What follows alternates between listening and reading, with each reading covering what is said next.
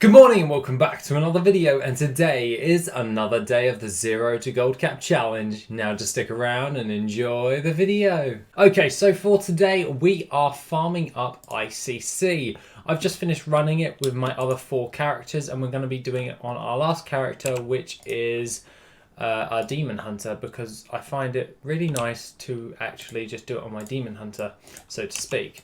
So for today, I would like to just go over the things that you can get from Icecrown Citadel. Now, if you do it on normal, you are able to get a hold of the Drudge Ghoul, which is the main thing that we are actually going for in this actual raid.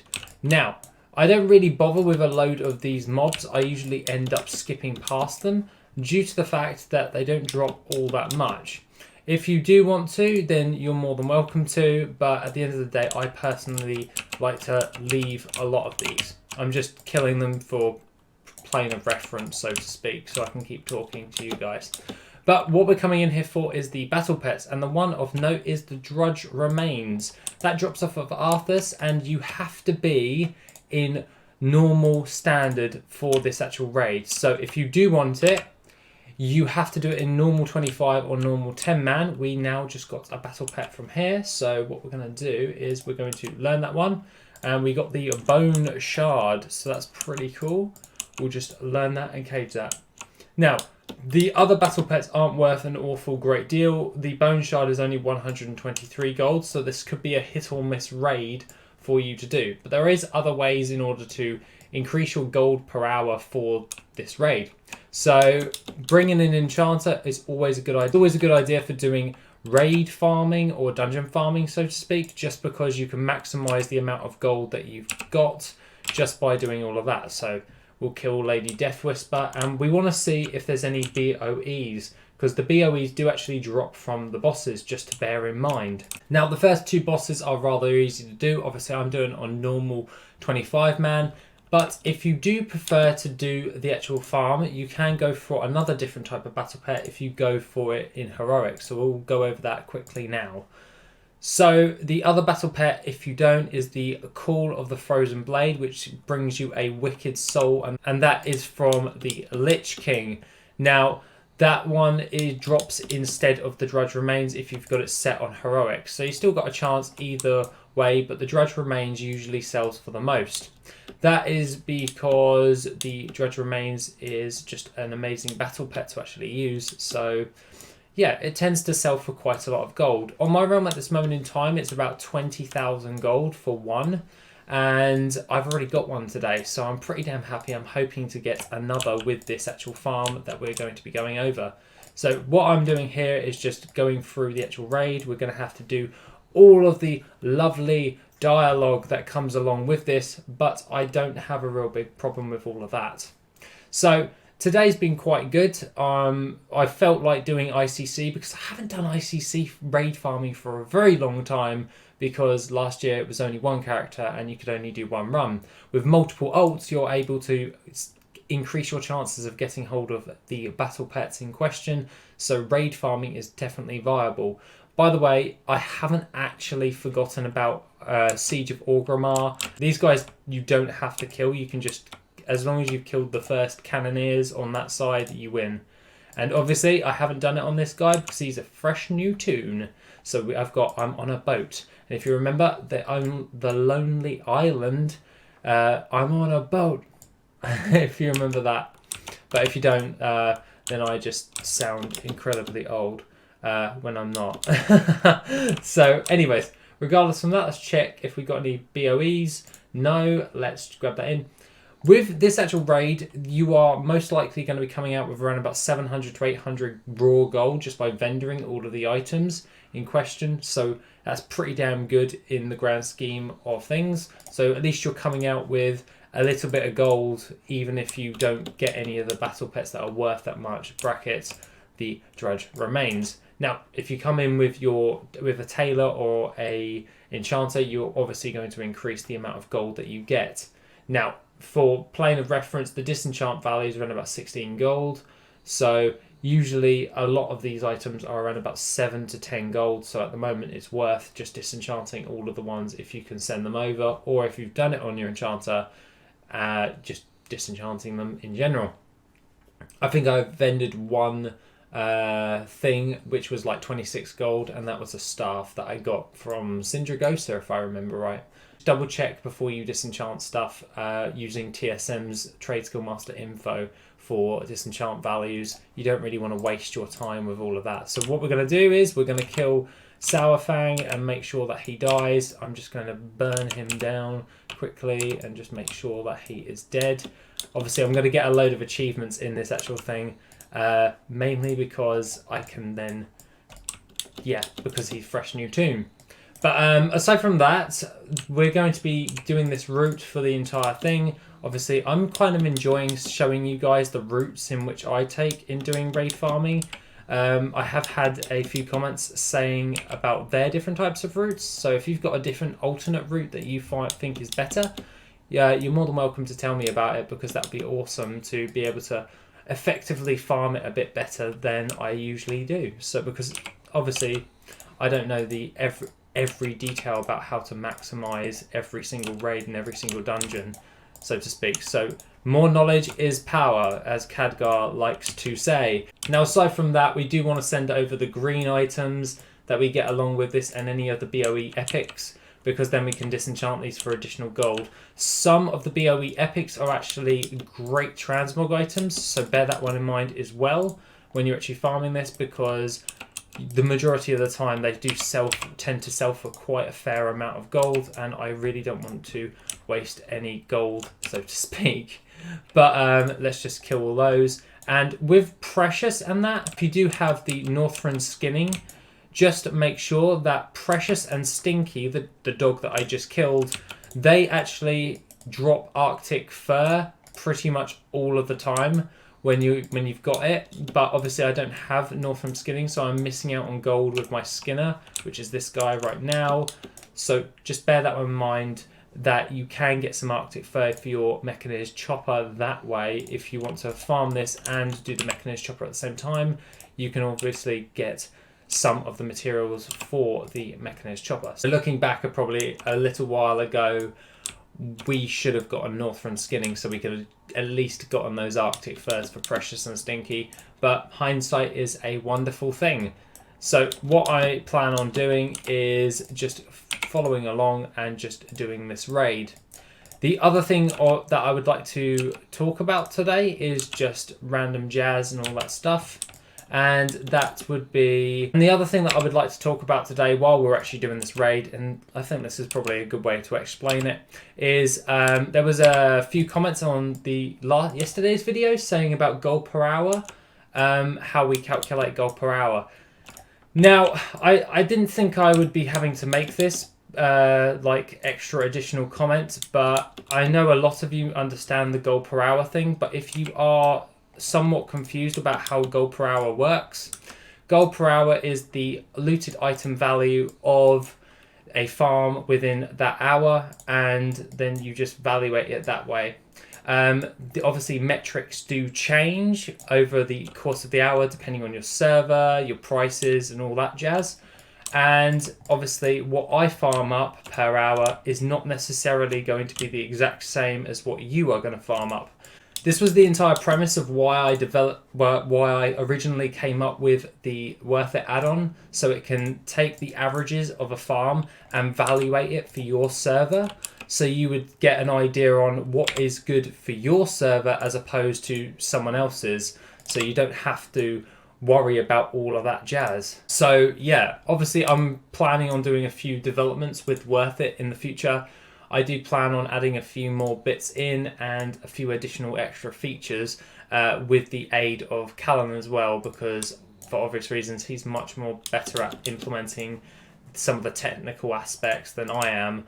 Other than that, gold per hour is calculated pretty much for how much you've got in that hour's farm, and then just evaluating it to your server. So basically that's the premise of Worth It for additional farms, so you guys can value it. Gold per hour will be different, so obviously if I release a video and say it's like 18,000 gold per hour, like yesterday's video, It's not necessarily going to be the exact same as your one for your server, due to the fact that things can cost less or more depending on your server. Obviously, I can't do it for all servers. That would just be ridiculous. At the end of the day, you have to take somewhat of a bit of a discretion when you're looking into doing additional gold farms.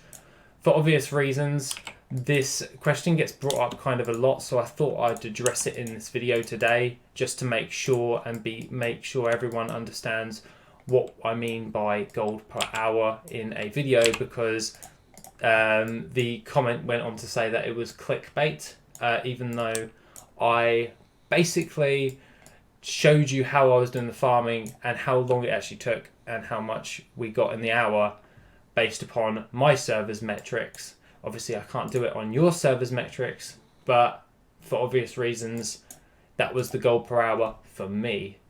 So I just thought I would clear that up right there.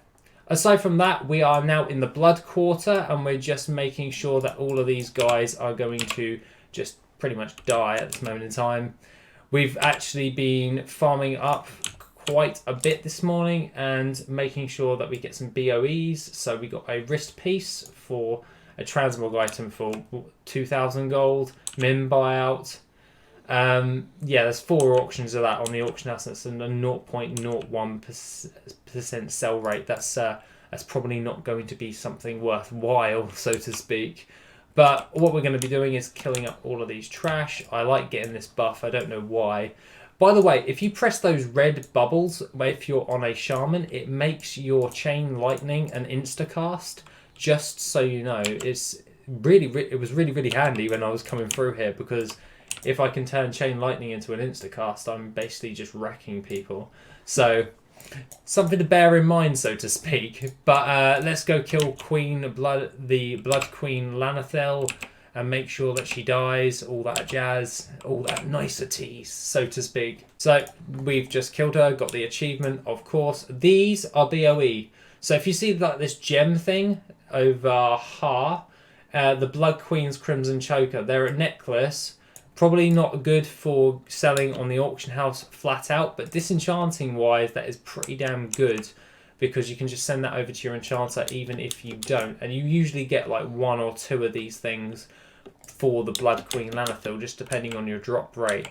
But at the end of the day, it's seemingly being a very viable way of getting additional different types of transmog items. So I am absolutely loving it at the moment. So what I'm doing is I'm just killing all of these trash, otherwise it will reset, and we do not want it to reset, so to speak. So obviously this is a bit of a long-winded raid, and yeah, if you don't like dialogue and you get bored very easily, I don't recommend you doing this. So actually, there's a good question while we're actually doing this raid is, do you guys prefer raid farming or do you just prefer gathering farms? I'm very curious to see what you guys think. Obviously, I enjoy raid farming, gathering, and all that jazz, along with transmog farming. I think the only thing I dislike is flipping, mainly because I don't find it fun, so hence why I don't bother doing it. Battle pets would come next on me for that, like open world battle pet farming. Raid farming for battle pets I tend to enjoy because it's part of a raid farm, and other than that, it's not bad. I actually just screwed up there, so we're just going to go invisible and just negate this entire thing and keep running, so to speak. So what this is, if you have a healing class, just heal the green dragon till full. If not, then just bypass all of these mobs and just run past. You don't have to kill them, by the way, or go invisible or anything. You can literally just run through the actual dragon and don't have to worry as much when you're doing all of that jazz. But just make sure that you will die if you don't hit the other bits. So just a frame of reference. So we're coming up to Sindragosa, and obviously we have like this event for these spider Nerubians to attack us. And basically, if you've done this raid before, you know what I'm talking about. You have to kill them all before you can proceed. It's actually not a bad way of getting hold of loads of green items, so I wouldn't say it's like a really bad way of doing it. But if you want to proceed, you have to. But if you're a skinner again, you can skin all of the Nerubians for additional gold. Obviously, we want to maximize the amount of gold that we actually get. For obvious reasons, like I stated earlier, I don't have Northrend skinning, so that is my bad on my part. So obviously I'm being stupid, but we're actually getting a fair amount of greens we can then disenchant and then be able to get additional gold for when we're actually going through the overview for this farm. So rather enjoying all of that. And we're just going to have to finish up all of these guys. Just make sure that they all die. And then just AoE, boom, and we're going to have to run out of here before we pull any more aggro. Because these little spider things, they don't really drop much, but they're bloody annoying. And they just follow you and follow you. And obviously Shadow Meld is not off cooldown as of yet. But other than that, it's been a quite good day. I found it to be kind of nice redoing this. Like, I really do love the lore of Wrath of the Lich King. And yeah, it was like my high point in WoW for me. It is Wrath of the Lich King. I would have said vanilla, but obviously I was way too young to really understand it. I just enjoyed killing things and exploring and stuff. So when I really got into the game, it was Wrath of the Lich King when I was a little bit older and I could understand the storyline, so to speak. But yeah, I really do enjoy Wrath of the Lich King content. Probably my most happiest memories are Wrath of the Lich King stuff, like raiding Ulduar and all that jazz. Basically when I was a teenager. That sounds weird.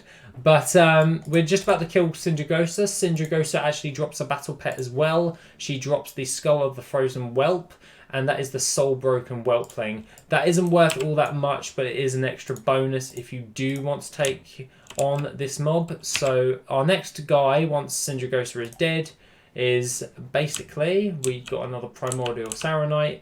Our next guy that we will be farming up is the Lich King, last and finally, and hoping that we get the Drudge Remains. Obviously, we've got a load of different types of items that we can get a hold of at this moment in time, so we'll have to bear that one in mind.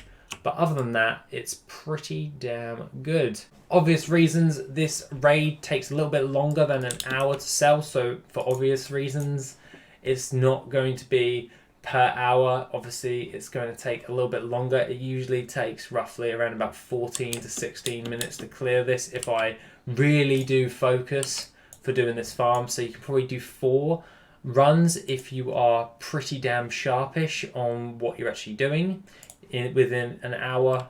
But obviously I'm using 5 characters, so it's a little bit more than an hour's worth of farming today. So we can then justify if it's actually worth farming once we actually go over the overview for this actual raid. Personally, I enjoy doing this raid in general because I love the architecture and everything when it comes to, it's like, look at that. I seriously do. I love like the icy winds of Northrend and all that stuff. It's just it's absolutely lovely. I could bang on about it all day. So we're coming up to the Lich King. We're going to see Mr. Arthas being a douche and Tyrion Fordring squaring up to him as an old man does. And not, but obviously there will be a bit of dialogue at this point. There's a lot of dialogue in this raid overall, but to be honest, if you do like the lore side of it, just enjoy it. Like, turn on the sound and enjoy the actual raid. So we're obviously nearly finishing the actual raid. We just got to kill Arthas, and I'm just going to make sure that Metamorphosis is ready for when he decides to start attacking me, because I want to kill him as fast as possible so he doesn't throw me off the bloody edge. That's the little trick. But where I'm standing right now is, if you're a caster and you're scared that you're going to be thrown off the edge, just run up to literally the base. So where this line is of the graphics, just make sure that you're there, and the Lich King cannot throw you off of the platform if you stand there, so to speak. So just bear that one in mind when you're going to do any of that stuff. So just make sure of that. I'm going to fly back, because he's most likely going to throw me off of the area. And obviously he's going to do some AoE damage at this moment in time. I'm not overly too concerned about all of that jazz. we're just going to Azerite hit him, get rid of that last little bit of health that he's regaining. But but pretty much the only thing you have to bear in mind with the Lich King is getting thrown off and dying. If you've killed him and then you die, just don't press release spirit, otherwise you'll reset the entire encounter. If you stay put and he's on his dialogue step with at 1 health, you will get resurrected by Tyrannus Menethil, and then you can pretty much kill him and get all of the gems. So if you just stay put and wait for all the dialogue to go past, which is very, very tedious if you do it on a load of different types of ults. So if you really did want to do this raid, it's pretty damn good if you ask me. But obviously I enjoy Wrath of the Lich King stuff. I've said this just a second ago. And now it is the time where he's going to be torturing my character, and he looks like he's doing like massively headbanging. I should put in some rock music in the background. Dun, dun, dun, dun, dun, dun, dun. But yeah, the dialogue's really, really long-winded, so if you don't want to do it, obviously I forgot to mention, and it's probably the best time because we're going over dialogue, that if I bring up this and go into Heroic 25 man, and you go down to the Lich King, you have a chance of getting the Invincible Reigns. Obviously, I've already got it, but it gives you a chance of getting the Invincible's Reigns, which is his horse from the lore of Arthas's horse that he resurrected when he became a Death Knight, so to speak, for becoming the Lich King. Yeah, if you wanted to do that, you're more than welcome to. You still have a chance of getting the other mob, but at the end of the day, we're just coming for the Drudge Ghoul, so we're not going to be actually farming up the Invincible Reigns. So you can take the option if you want it. No Invincible Reigns, disappointing to say the least. And we're going to get the dialogue in a second. It's going to come up. I'm obviously going to press yes because I don't want to look at this because I've seen it way too many times to care. So what we're going to do is we're going to sell all the soulbound items to the vendor and get a load of raw gold. And then we'll send over all of the stuff that we can do over to Giblet. Now obviously this is going to be a little bit of a long-winded one. We're up to 1,322 gold on this character. Thank you for the additional raw gold. That is handy for like repair costs and all that jazz.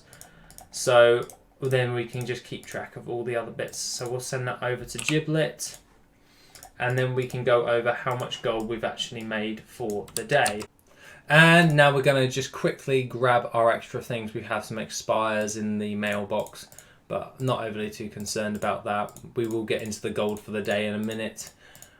Obviously, I'm actually keeping this like this at the moment on the non-Trade Skill Master, so you guys can't see the gold until in a minute. So yeah, being sneaky right there. But we got the bone shard. We'll have to move that up and place the bone shard in there. With the additional frostweave cloth, we got a decent amount of frostweave cloth, and we got some shoulder pads, which is a good transmog item. 8,999 gold for that. And all of the other stuff I would probably just disenchant, so we'll disenchant that quickly, and then we can go over how much gold we've actually got. Now for this farm, for basically the day, we have done 5 characters going through ICC, normal, 25 man, and we've managed to get a hold of 219 frostweave cloth, not overly worth that much. We got 8 primordial saronites. You do need those to do the Shadowmourne quest line, but you can always buy them from the vendor if not, but another way to save you a little bit of gold. And you can also get hold of some abyssal crystals, or abyss crystals, which I got 36 of. I got 24 greater cosmic essence, 154 infinite dust. We got a soul broken whelpling for 11 gold min buyout. We also got the Blight Breath Battle Pet. We got 3 of those for 48 gold. Blood Boil for 10 gold min buyout.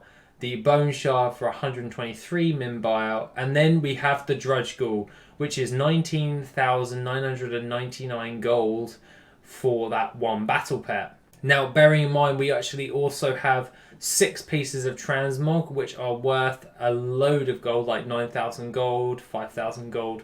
But yeah, we've managed to get a hefty amount of stuff, and I'm going to evaluate that for the hour, which is 32,973 gold for the which we got for doing 5 runs of this character. Obviously, bear in mind it takes about 16 minutes to do a full clear, about 20 if you're not that proficient at doing it and don't know all the little tricks and all that jazz to speed up your run. But just so bear that one in mind. Obviously, I'm not going to say it's per hour for this video because it's not for an hour. It was for, we're going to round it up to about 20 minutes per run. So yeah, we did 5 characters, so you can understand what I mean by that.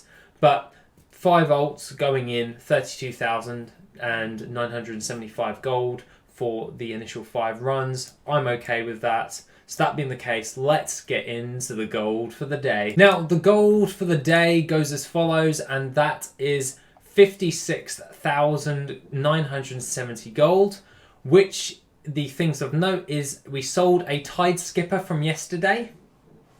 Yes, the better pets sell. But 2,617 gold for that. A little bit less, like 100 gold less than what we valued it at, but I'm okay with losing 100 gold for getting pretty much an instant sale on that battle pet. And we also sold a Vial of the Sands for 53,967 gold.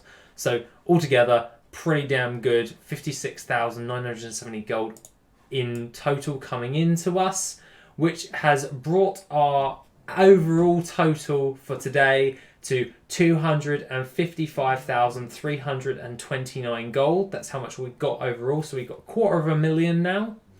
And the next step is to craft another Vial of the Sands. We did some farming of cobalt to add up a bit more mechanized choppers on the auction house. So I think I've got like 2 on the auction house now. I thought I'd just shove 2 on there just to be safe. And because they're not really that much of a fast seller, but if I've got 2 on there, I've always got 1 at all times on the auction house. And thus, what I will be doing now is then sending over 2 Vial of the Sands worth and crafting them, and then having 2 Vial of the Sands on the auction house at all times. So that is basically the premise of what I'm going to be doing. Obviously, I'm going to grab all of our other stuff, other battle pets. And raid farming and mount crafting is seemingly being very, very handy at the moment. It's providing us with a lot of gold thus far. And we're making quite a decent amount of gold overall. Now we've got ourselves set up. So what I'd like to do a little bit further on is just by increasing how much gold we're actually going to be making. So we're going to jump back into the worth it flipping and all that stuff. So I'll do that in our downtime, and I'll just say how much we got, or I'll just show you guys what I've actually done, which I probably will be doing the latter because I prefer doing it that way. The things of note for like this enchanting module is frostwoven wraps. So frostweave cloth, you can spend that and make an additional 1,875 gold profit for every 100 braces I disenchant. That's pretty damn good. And what's the sell rate on that? That is an average daily sold of 113 infinite dust.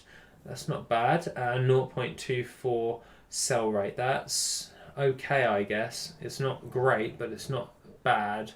And what's the other one for Death Silk?